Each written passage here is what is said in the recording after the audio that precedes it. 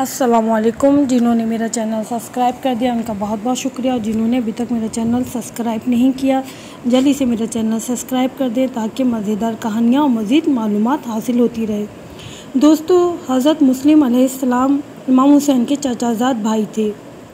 امام حسین نے حضرت مسلم علیہ السلام کو کوفے جانے کے لیے کہا کہ کوفے جائیں اور وہاں کے حالات دیکھیں اور امام حسین کو اطلاع دیں۔ یہ حکم سن کر جناب مسلم کوفے کی جانب روانہ ہوئے۔ اپنے ساتھ 2 کمسن بچوں کو بھی لے لیا کیونکہ وہ بچے آپ سے زیادہ مانوس تھے۔ جب کوفے پہنچے تو اہل کوفہ نے پرجوش استقبال کیا اور آپ کے آنے پر بے حد خوشی کا اظہار کیا۔ چند روز کے اندر کئی ہزار آدمیوں نے آپ سے بیعت کر لی۔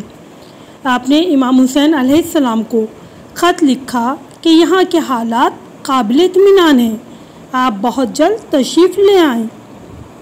کوفے کے بعض شرارت پسندوں نے خفیہ طور پر یزید کو مطلع کیا کہ کیا بے خبر بیٹھا ہے، مسلم بن عقیل کوفے میں آ چکے ہیں اور حسین علیہ السلام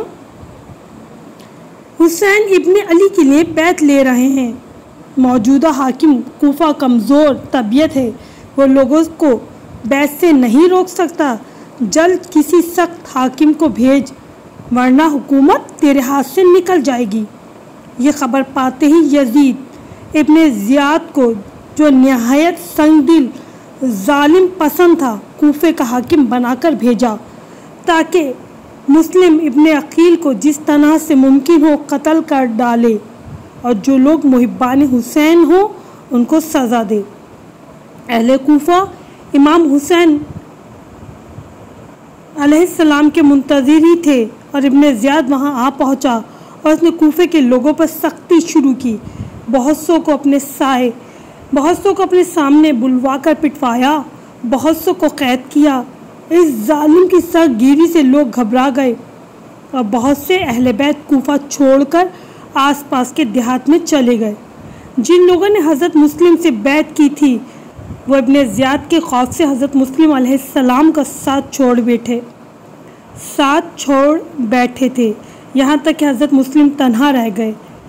آپ کے سچے دوستوں میں سے کچھ کو قید کر لیا گیا اور کچھ کو قتل کر دیا گیا۔ یہ وقت جناب مسلم پر بہت سخت تھا، نہ کوئی مونس، نہ غمخوار، نہ مددگار، پردیس اور پھر یک و تنہا، کہیں کوئی پناہ کی جگہ نظر نہ آتی تھی۔ اہل کوفہ پر ابن زیاد کا خوف اس درجہ غالب آ چکا تھا کہ حضرت مسلم کو کوئی شخص اپنے گھر میں پناہ دینے کے لیے تیار نہ تھا۔ آپ کے دونوں بچے کوفے کی گلی کوچوں میں پریشان پھر رہے تھے۔ حضرت مسلم ہر طرف سے پریشان ہو رہے تھے اور اس بات پر افسوس کر رہے تھے کیوں فرزند رسول کو اس طرف آنے کے لیے لکھا۔ اسی خیال میں ڈوبے چلے جا رہے تھے کہ ایک عورت اپنے دروازے پر کھڑی نظر آئی۔ جناب مسلم پر پیاس کا غلبہ تھا۔ آپ نے اس سے فرمایا، اے کنیز خدا، میں پیاسا ہوں، تھوڑا سا پانی پلا دے۔ آپ نے پانی پی کر شکر خدا بجا لائے اور وہیں دروازے پر بیٹھ گئے۔ اس عورت نے کہا، اے شخص، میں نے تیری خواہش پوری کر دی، اب تو یہاں سے جاتا کیوں نہیں؟ زمانہ پر آشوب ہو رہا ہے، تیرا یہاں ٹھہرنا مناسب نہیں۔ جناب مسلم نے کہا، میں غریب الوطن ہوں، کہاں جاؤں، کوئی یار و مددگار نہیں۔ اس نے پوچھا، تمہارا کیا نام ہے؟ فرمایا، مسلم بن عقیل ہوں، اہل کوفہ نے مجھ سے دغا کی، میرا ساتھ چھوڑ دیا۔ وہ عورت مومنہ تھی، دوستانے اہل بیت تھی۔ جناب مسلم کا نام سنتے ہی قدموں میں گر پڑی، کہنے لگی، اے میرے سید و آقا، یہ گھر آپ ہی کا ہے، آپ شوق سے تشریف لائیے۔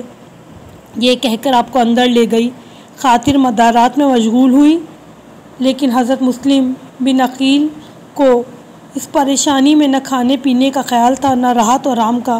تنہا تنہا کے رنج اور غم آپ کو گھیرے ہوئے تھے۔ ابھی تھوڑی دیر آپ کو نہ گزری تھی کہ ابن زیاد کی فوج جستجو کرتے ہوئے آ پہنچی۔ جناب مسلم بڑے بہادر تھے، آپ فوراً تلوار لے کر گھر سے باہر نکلے، ان ظالموں سے لڑنا شروع کیا۔ تھوڑی دیر میں بہت سے اشقیاء کو مار کر زمین پر گرا دیا۔ یہ حال دیکھ کر ابن اشعث جو اس فوج کا سردار تھا گھبرا گیا۔ اس نے ابن زیاد سے اور کمک طلب کی۔ ابن زیاد نے کہا ایک تنہا کو گرفتار کرنے کے لیے فوج کا ایک دستہ کافی نہیں۔ اس نے کہا کہ تمام عرب لوہا مانے ہوئے ہیں۔ آخر جب تک کمک آئی تو دشمنوں نے چاروں طرف سے حضرت مسلم کو گھیر لیا۔ آپ اکیلے کہاں تک لڑتے؟ آخر بدن زخموں سے چور ہو گیا اور آپ بے دم ہو کر ایک جگہ گر پڑے۔ ان نامرادوں کو اتنی تاب کہاں تھی کہ وہ اس شیر کے پاس آتے، دوری سے تیر اور نیزے مارتے رہے۔ جہاں جناب مسلم کو اس وقت پیاس کا غلبہ تھا، ان ظالموں سے فرمایا تھوڑا پانی دو، مگر کسی نے توجہ نہ دی۔ آخر ایک سپاہی نے اپنے سردار سے کہا کیا غضب ہے کہ کوئی زخمی کو پانی تک نہیں دیتا؟ کیا یہ مسلمان نہیں؟ سردار نے کہا تو ہی جا کر پلا دے۔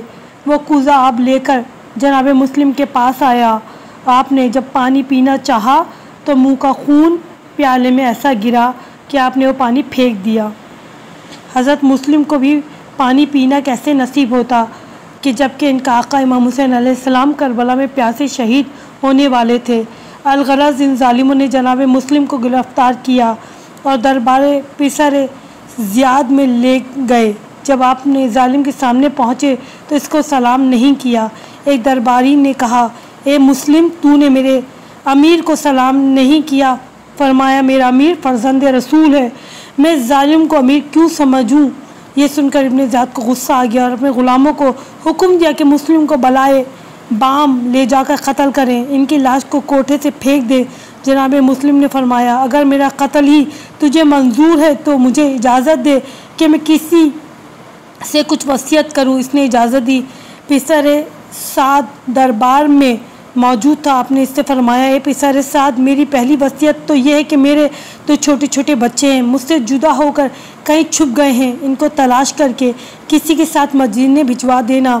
دوسری وصیت یہ ہے کہ میرے اوپر فلاں شخص کے چند دینار قرضہ ہے، میری زیرہ بیچ کر یہ قرضہ ادا کر دینا۔ تیسری وصیت یہ ہے کہ خط فرزند رسول کو لکھ دے کہ ادھر آنے کا ارادہ نہ کریں۔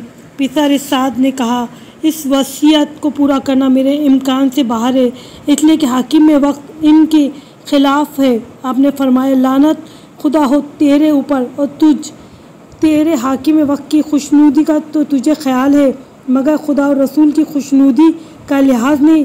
مختصر یہ کہ ابن زیاد کے غلام حضرت مسلم کو کوٹھے پر لے گئے۔ امام حسین علیہ السلام کے بہادر ایلچی کو وہاں سے جا کر قتل کر دیا، لاش کو نیچے گرایا۔ غریب مسلم کو کئی دن تک بے گور و کفن کوفے کی گلیوں کوچوں میں گھسیٹتے رہے۔